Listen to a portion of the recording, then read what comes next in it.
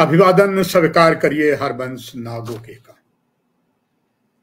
आज बात फिर से वार्षिक बाबा अमरनाथ से लेकर जम्मू कश्मीर में फैले आतंकवाद पर।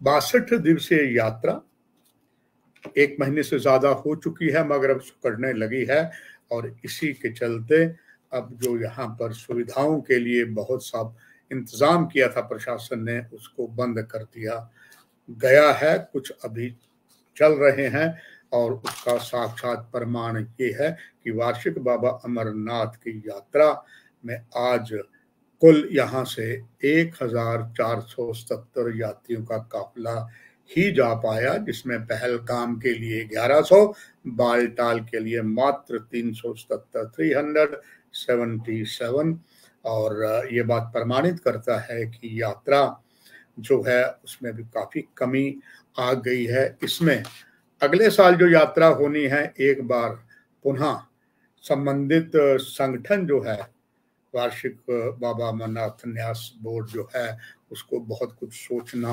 पड़ेगा कि अब इतना जो कड़ी सुरक्षा की गई है, यात्री कम है, क्या वजह है। और हमेशा कहा जाता है बीती ताही बिसारिये आगे की सुखले, लेट बाइगॉन बी बाइगॉन। इसमें प्रशासन को निश्चित तौर सोचना पड़ेगा, मगर साथ ही प्रशासन जो है जारी यात्रा में प्रशंसनीय कार्य कर रही है, कमान कर रही है, उसकी निश्चित तौर पर भूरी भूरी प्रशंसा दायित्व सभी का बनता है।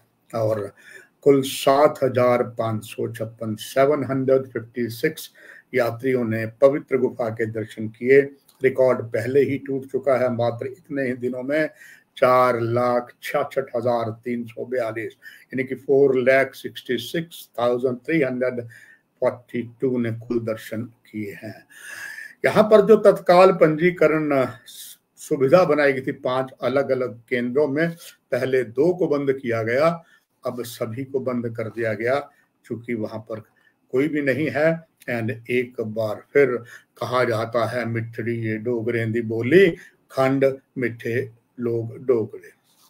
जम्मू वास्तव में देखा जाए तो ये एक ऐसा मंदिरों का शहर जो है अब तो विकास की नगरी बन गया है। ये नया नाम उपराज्यपाल श्री मनोज सिन्हा ने दिया है। डोगरा का बहुत बड़ा दिल है, चाहे कश्मीर हो, चाहे जम्मू कश्मीर के हिस्से का बाहर का क्षेत्र हो या कोई और हो, इसका दिल बड़ा है। इसने सभी को अपने गोद में लेकर आगोश में लिया है और उन्हें बहुत प्यार दिया है।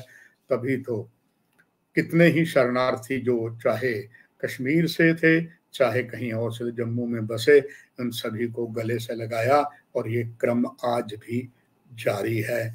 और ये जो बड़ा दिल है ये सचमुच डोगरों का है, इससे कोई इनकार नहीं कर सकता।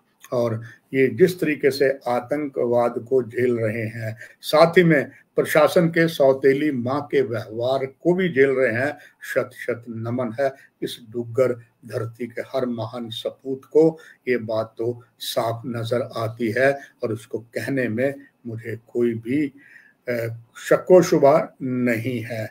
कुल जिस तरीके का हालात यहाँ बने हैं, एक तरफ यहाँ पर जो 1947 में अथाह अन्याय सहते हुए यहाँ आए, उसके बाद फिर 1962 का युद्ध, फिर 1965, 1971 कारगिल वार, सांसद के हमले के बाद की स्थिति और लगातार पाकिस्तानी खुफिया एजेंसी ISI तो बिल्कुल हमारे साथ है, उसका संताप झेलते हुए जो आज भी झेल रहे हैं। आतंकवाद समाप्त नहीं हुआ है, अलबत्ता जो हेकड़ी है और झूठे प्रचार जो हैं वो सरकारों के चलते रहते हैं। मजा तो तब था कि जब लास्ट गोली चल जाए, उसके बाद प्रशासन ये ताल ठोके कि हमने आतंकवाद को खत्म कर दिया है, जड़ से उखाड़ दिया है। ऐसा नहीं है, बल्कि जब जब हम हाँकते हैं, हम जब जब बड़े दावे करते हैं कि हमने आतंकवाद को समाप्त कर दिया,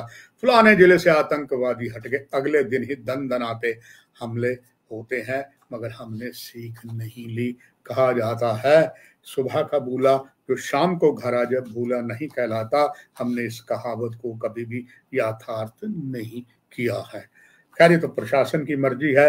प्रजातंत्र के चौथे प्रहरी का दायित्व है, वो हम निभाते आ रहे हैं और इसी तर्ज पर कि ना काहूं से दोस्ती ना काहूं से बैर पर यथार्थ करते रहेंगे। मगर अपनी पत्रकारिता में एक संतोष मिलता है जब हम कई बातों को उभारते हैं और कई बार कि every day is not Sunday, हमारा हर खबर स्कूप नहीं होती। कई बार हम खबर नहीं छोड़ते हैं मगर हमारा वो स्कूप नहीं होता है, स्कूप हमारे किसी और कुलीग ने लिया होता है और इसके बावजूद भी हम अपना दायित्व निभाते आ रहे हैं और निभाते रहेंगे।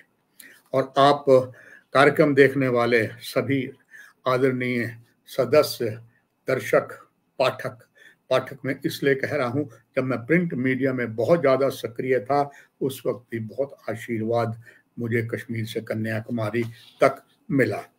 अब आपको याद होगा लगातार इस बात को हम कहते आ रहे हैं कि आखिर जब तक घर में भेदी नहीं होता लंका जलाई नहीं जाती, लंका ढहती नहीं है। वो हाल आतंकवाद पर भी है कि आतंकवाद में आज भी बहुत भेदिए हैं पूरे जम्मू कश्मीर के अंदर, चाहे पाक ऑक्युपाइड जम्मू कश्मीर की रेखा हो या भारत पाक अंतरराष्ट्रीय सीमा हो या ऐसे स्थान हो जहां पर बॉर्डर कोसों दूर है, वहां पर भी बहुत समर्थक हैं। और उसका सबसे बड़ा हमारे पास उदाहरण दक्षिणी कश्मीर है जो बॉर्डर से बहुत दूर है, और जम्मू डिवीजन के भी कई जिले जो बॉर्डर से कई कोसों मील दूर है, वहां पर यह आतंकवाद दनदना रहा है क्योंकि वहां उनके समर्थक हैं। और इन्हीं बातों को लगातार हम उभारते रहे हैं और अभी कुछ घटनाएं हुई हैं लगातार ही, उस पर मैं आप दर्शकों का ध्यान बांटना चाहूंगा। साथ में मैं आभार भी प्रकट करना चाहूंगा। केंद्र सरकार हो या यूपीओ सरकार हो, हमारी सकारात्मक जो बातें हैं यानी कि अगर हम उसको बड़े ढंग से रखें, बात हम करते हैं और फर्क इतना है कहने का अंदाज ऐसा हो कि अगले को चुभे नहीं। और इसमें लगातार जिन बातों पर हमने पिन पॉइंट किया है सरकार उस पर बहुत अमल करती है, खास करके जब से जम्मू कश्मीर के उपराज्यपाल मनोज सिन्हा ने कमान संभाली है। ये उनके काबिल तारीफ है। वो हर बात पर उनका जो एक पूरा मीडिया संगठन है और वो स्वयं हर बात को, हर न्यूज़ को परखते हैं और वो देख लेते हैं कि सचमुच ये जो भी संगठन है, चाहे सोशल मीडिया है, प्रिंट है, इलेक्ट्रॉनिक है, ये सही बोलता है। और उस पर वो जहां हम किसी चीज़ पर पिन पॉइंट करते हैं उनको सुधारते भी हैं। मुझे इस बात पर बड़ा हर्ष है, लगातार ये बात उठाते रहे हैं कि यहाँ पर जो वीडीसी मेंबर्स हैं उनके पास जिस तरीके के यहाँ हालात हैं उसके मुताबिक यहाँ पर उन्हें हथियार जो हैं बाबा आदम के ज़माने के दिए हुए हैं। अब खुशी की बात है वो एक फ़र्क पड़ गया है, इसका सचमुच मैं आभार प्रकट करना चाहूँगा केंद्रीय एजेंसियों का, प्रशासन का। इससे पहले भी कई बार हमने इस बात को उभारा है कि जम्मू कश्मीर जो एक बारूद के ढेर पर बैठा हुआ है, एक तरफ भारत पाक अंतरराष्ट्रीय सीमा की ओर से और दूसरा पाक जम्मू कश्मीर ऑक्युपाइड कश्मीर की ओर से, यानी कि जम्मू डिवीजन के 3 वो जिले जो भारत पाक अंतरराष्ट्रीय सीमा के साथ लगते हैं, वो आपको पता ही है, जम्मू, सांबा और कठुआ। ये तीनों ही जिले जो हैं ये भारत पाक अंतरराष्ट्रीय सीमा पर हैं और राजौरी और पुंछ जो पाक अधिकृत कश्मीर यानी पीओजे के साथ है। वहाँ पर यहाँ पर जिस तरीके के हालात हैं, बॉर्डर की ओर से सीमा पार से कोई आ न सके, बहुत सी हमने ऐसे चीज़ें लगाई हैं कि अगर कोई पार से आता है तो वो रास्ते में ही फंस जाए, यानी कि कहीं आईडी लगाई हैं, कहीं कुछ और चीज़ें लगाई हैं, कहीं पर कोबरा वायर भी लगाई हैं, यानी कि अगर वो लगी हुई भारत पाक अंतरराष्ट्रीय सीमा पर या गुलाम कश्मीर सीमा पर लगे हुए कांटेदार तार को क्रॉस करने की कोशिश करता है, उसमें कोबरा वायर होती है, उसमें इतना तेजी का करंट दौड़ता है कि उसको जो पार करने की कोशिश करेगा हाथ लगते ही वो बच नहीं पाएगा। ऐसा बहुत सी बातें आपने सुनी और देखी हैं। मगर इसके बावजूद ये चूंकि यहाँ पर जो ट्रेनिंग होती है हमारे भारतीय सुरक्षा बलों की, चाहे सेना हो चाहे पुलिस है, उसमें बहुत से चांदमारी का स्थान होता है जहाँ प्रैक्टिस की जाती है और वहाँ पर कई बार गोला बारूद जो वहाँ देखते हैं। इसके बाद कई लोग जो है उसमें से जो कुछ ऐसी चीज़ें निकालते जिसकी कीमत बाजार में मिल जाती है।